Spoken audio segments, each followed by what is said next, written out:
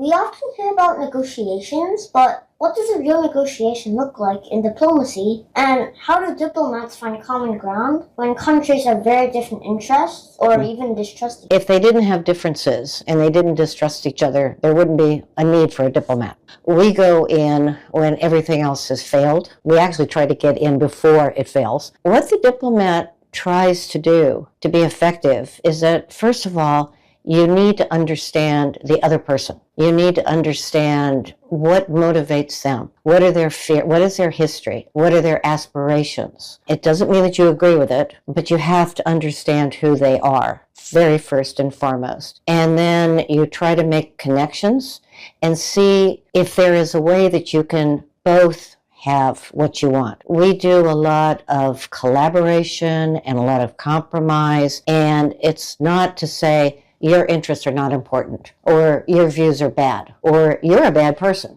Because if you say that, people just kind of go like that, right? What you try to do is understand, okay, why are you saying this? Why are you doing this? And is there a way that we can come up with something that we're both pleased with? And often when you really talk to somebody, you start to understand them better, and they stop being as difficult or evil or bad.